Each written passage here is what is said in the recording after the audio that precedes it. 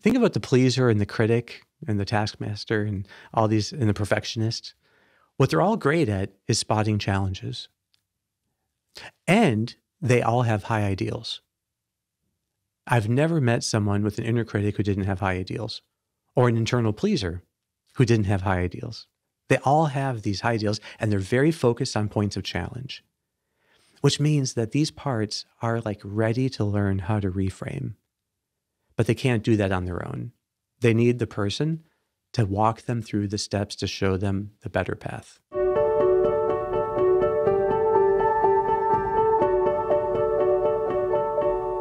Hey, this is Sharif here with another episode of The Golden Hour, joined by Dr. Kevin Majors. Kevin, good to be here with you again. Hey, Sharif, great to be back.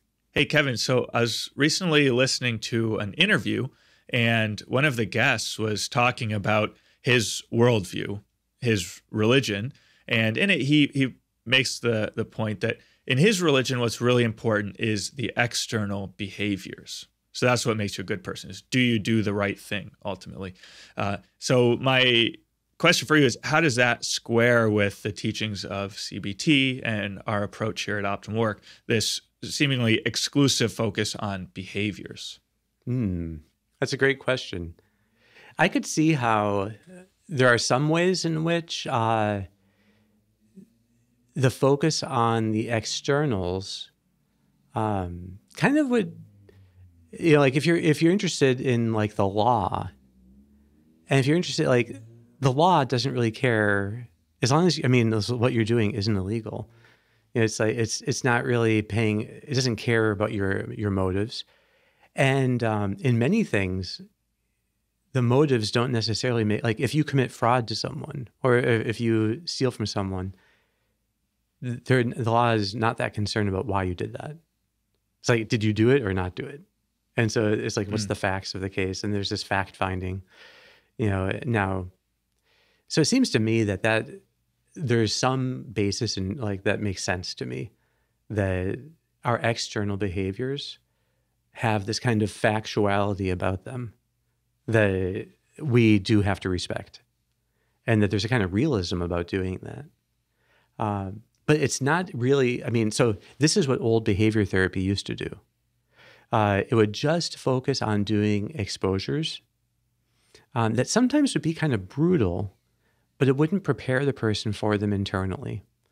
A lot of the top CBT places still sometimes do behavior therapy like this, where they have people with OCD go through all of these exposure exercises and do these sometimes flooding experiments to create huge mass amounts of anxiety, but without teaching them interiorly what they can do to thrive the most on that. So it's kind of similar, isn't it? That they're just looking at the external behaviors and then making people go through these exposure hierarchies, but not teaching them the internal, like, how does this make sense? How should I be viewing this? Is the anxiety that I feel a good or bad thing?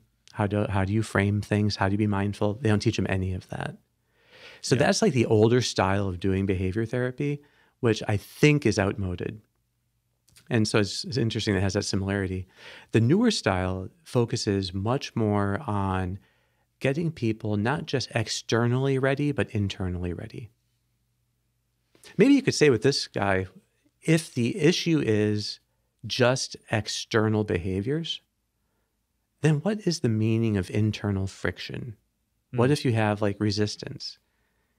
Is it more meritorious to do something when it's very hard internally versus very easy, or does it not matter? I think that what ends up happening, if you absolutize just the external action and say that's all that matters, then internal friction can only be a threat to being able to do the external. Right. Doesn't it seem like that would have to follow? Yeah. Whereas if you're focused on internal growth, it's kind of becoming more psychologically resilient, or emotionally resilient, then you can experience this internal friction as an opportunity to grow internally. Exactly. And in fact, you aim for the internal friction. And so the goal of a good exposure therapy is not to get the people able to do behavior X. It's to get them able to welcome anxiety at level X. where like, so you want people to be able to welcome anxiety increasingly at any level. And you do exposures not with the goal of conquering territory for their behavior, but with the goal of helping them be more and more welcoming and patient with the anxiety. So the more patient they are internally with the feeling of anxiety, the easier and faster the exposures are, and the more they will end up regaining territory on their own outside of the office. So the whole purpose of exposures is internal patience with the sensation that they were impatient with. Right.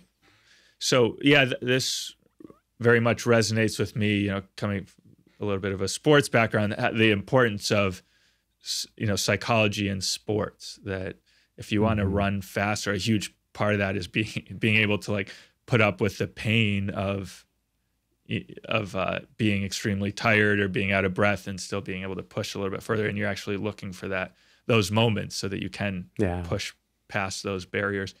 My guess is you wouldn't want to absolutize the importance of how much weights you're lifting. Like you have to get to this level.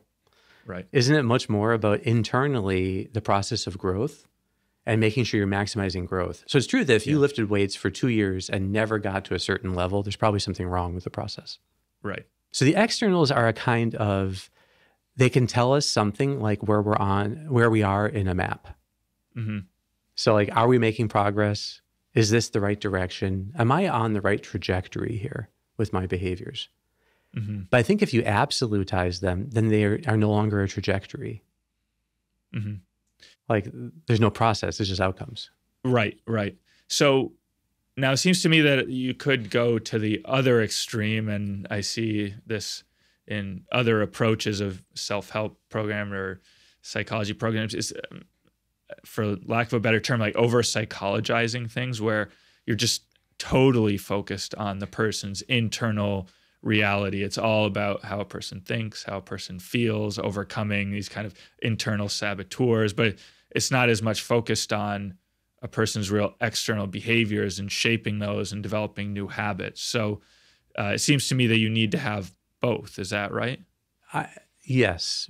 And I think that what happens is the trajectories of growth that we have to somehow get us to transcend ourselves, so that we're no longer just concerned with our own growth, but we're concerned with the growth of our family and our community and, you know, or a company that you work for. You're concerned with growth outside of just yourself.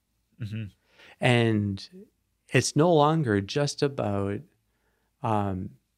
living ideals inwardly with oneself, which I think is, you know, the beginning of real growth. You know, is learning how to be inwardly patient and understanding so that you can see how you can grow the most. Like to be inwardly encouraging and persevering. All of that is important, but it does eventually, the context for real growth is your bonds with other people. And bonds are where you live the highest ideals. And that's where being really sincere and humble and generous, all those like deeper ideals, they require actual bonds to be lived in. You know, how could you be humble on your own? Well, what would it mean to forget about yourself in the right way? You know, if there's no other person to be attending to. So then the only thing would be things lower than you. You know, and it'd be like forgetting about yourself so you can, you know, make more widgets. Yeah. But that's not right. Yeah. So like the real growth in our life, ultimately, it's bringing the ideals that we have lived already on the inside to then fully shape us on the outside so that we're really deepening our bonds with others. And then we can really contribute to the whole common good of those around us. And then I think, as you pointed out before, even or especially in some ways, in the case of bonds, it can't just be about performing certain behaviors. Like it's not just about doing certain things for friends or with friends, but there has to be like you have to be your whole self committed to the friendship, your thoughts and your affections and your behaviors. Like it's not just about the externals there. Yeah, it seems to me that, let's say that you're wanting to, you know, let's say there's a person that you're a little bit friends with, just above an acquaintance. Mm-hmm. You know, and you could see, well, being very friendly to that person, it could be done for many different motives. And so it seems to me that if we just treated the person in a friendly way because it's the correct thing to do, or it just fits with the image we have of how we should act, but didn't really come from the heart, those friendly behaviors would lose their meaning. And they could almost be misleading. Because I think the more human thing is that when we are living friendly behaviors with someone near us, it means that we are open to a friendship really forming. So that every interaction is the beginning of an incipient friendship. So I think that's what happens when people are really genuinely loving, is that they're ready to form more bonds with everyone around them. They're always open to bonding.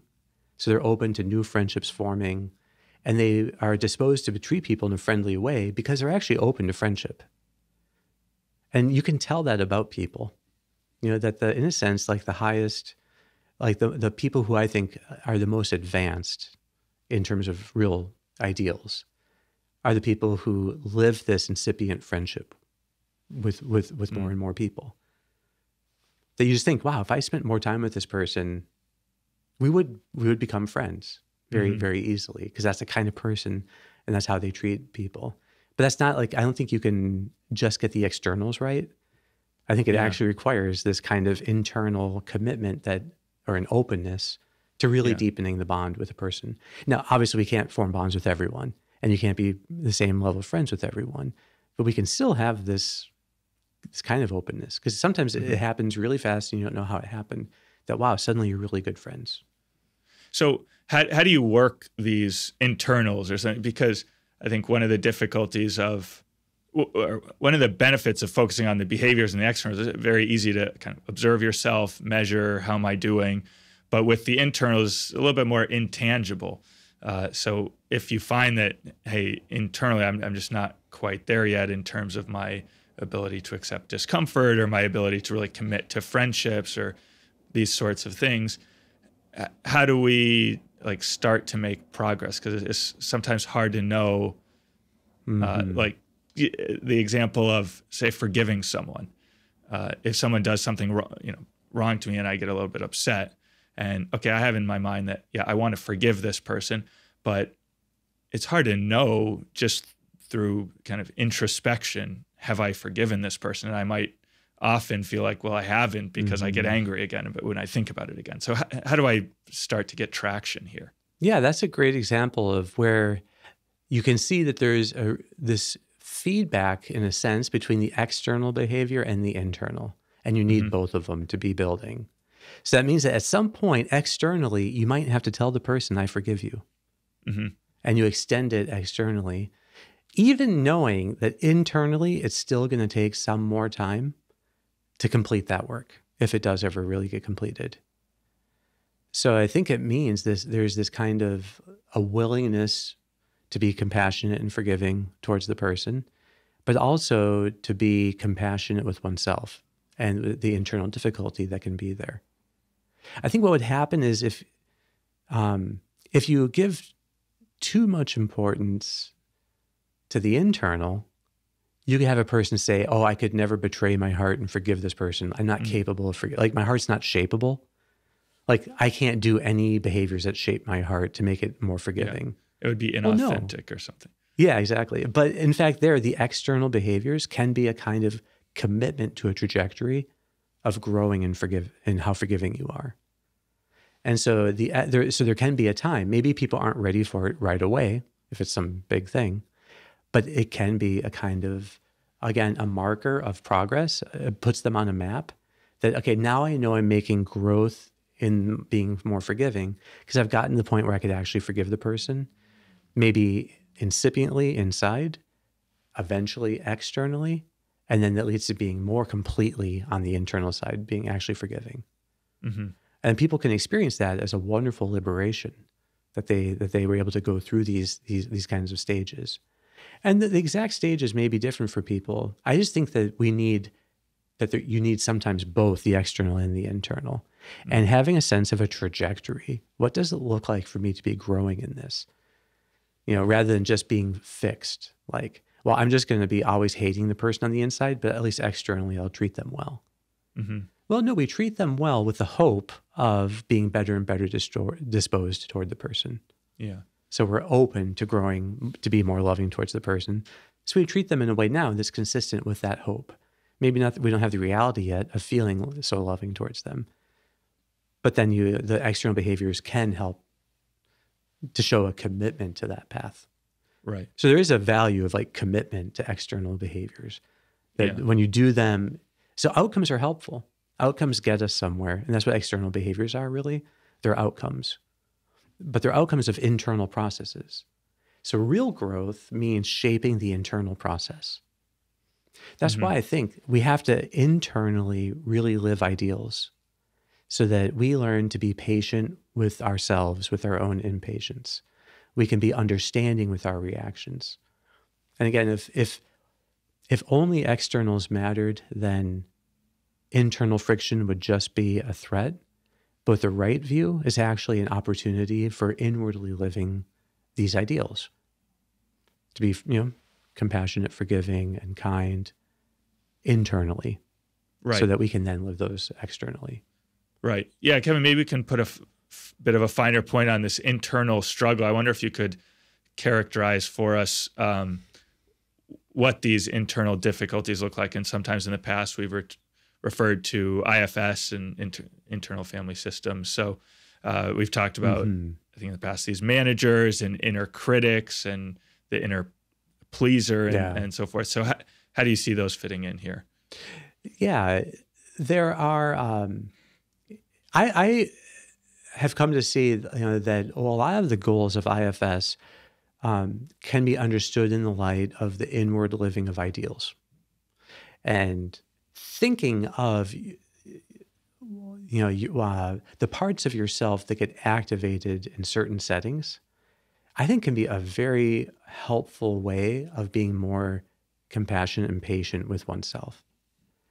So for instance, are there times when you can tell that you have an inner critic that's criticizing something that you've done? Or do you have an internal pleaser who's afraid of disappointing other people?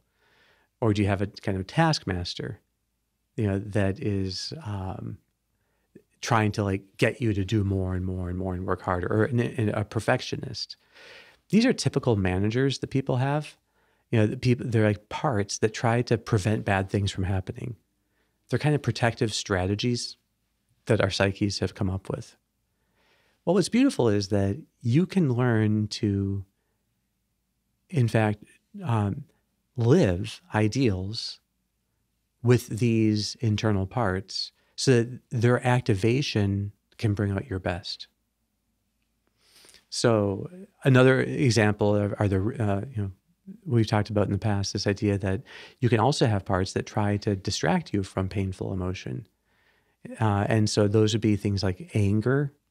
So people have an angry part or an avenger that once it gets activated, it's like they can almost see the guy inside, the woman inside fuming, walking around and fuming, ready to kind of hit things or kick things. There's a sense of like the inner avenger. Addictions also fall into this. There's an addictive part that's impulsive, that just tries to distract the person. So the idea is all of like these internal reactions that we have, we can live ideals inwardly to rebond with them and reintegrate them so they become more and more a part of us again. Mm-hmm.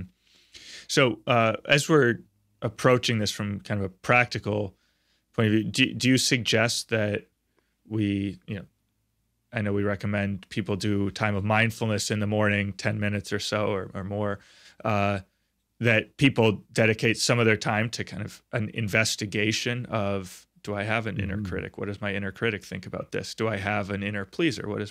So do people go through this, or is it something that it's like reframing, it's in the moment of the action that your inner critic gets triggered, and then you kind of think through it and process your inner critic in order to enable you to engage in that? So I think you can work at it from either side. Probably the real genius of IFS is that it gives you a way of dealing with these parts outside of their normal provocation. Because you can remember a time when they were provoked, and just remembering it will give you access to the part again. So, like it's very common that that you see things like people will have an internal critic that's very harsh with them, you know, and then they also have this addictive impulse that kind of distracts them from feeling bad, you know, and the critic hates the impulse and the impulse hates the critic, and they get more and more polarized. So the idea is when people have these parts that are really feuding with each other and are pulling people in opposite directions, that's when you have real psychological problems. So that's when people suffer the most. But in the midst of all that, there is a true self who is the real person, it's you, and it's capable of practicing bonding with these parts, which means being compassionate, being curious, kind of being kind, and then can, in a way, help these parts to grow up, to mature, and then to discern what are the real kind of skills that these parts have within them. So there's another thing about IFS is it's very positive and optimistic about everyone's ability to grow. When people actually start using IFS and doing that kind of work, another thing that's very powerful is that they see that they might think that the only problem in their life is this like addictive habit or their anger. But then you help them to see that if, to the extent they have that kind of reactive part, there's an equal and opposite proactive part. And they're like, oh yeah, there's this huge part of me that is so concerned about pleasing others, you know, and I feel so guilty if I say no to anyone. But they'd never really thought to work on that. And you help them to see that actually that's an equal contributor to what they see as the problem in life. And so IFS gives you a way, you don't just have to work with the most painful part, you know, the one that you know maybe is causing the most trouble. You can also work with the counterbalancing part. Any bit of de-escalation will help the person. Yeah. So having an inner pleaser is not a good thing, just to be. Well, think about the pleaser and the critic and the taskmaster and all these, and the perfectionist. Yeah. What they're all great at is spotting challenges. And they all have high ideals.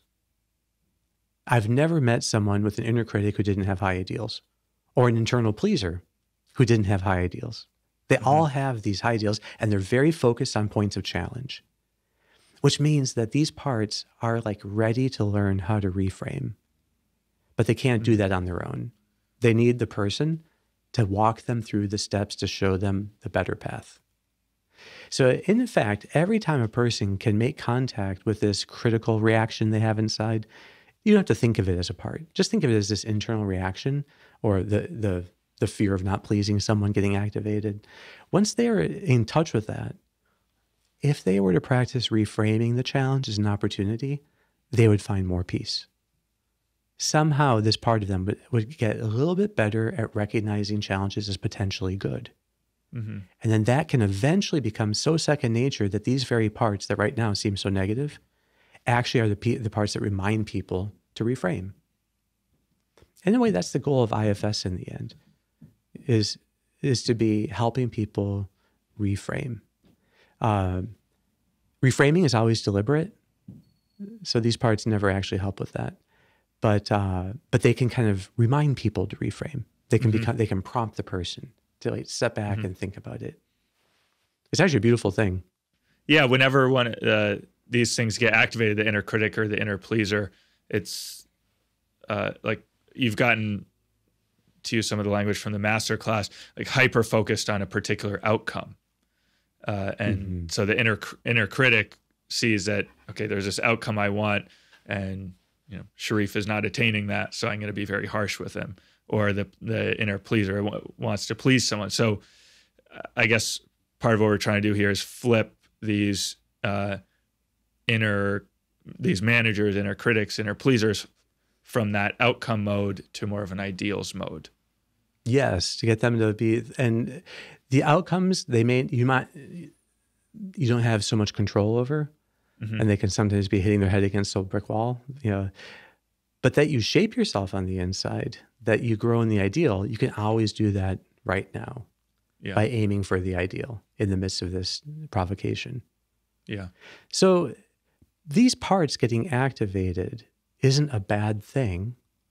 It actually is the condition for you learning to work with the part and reintegrate it.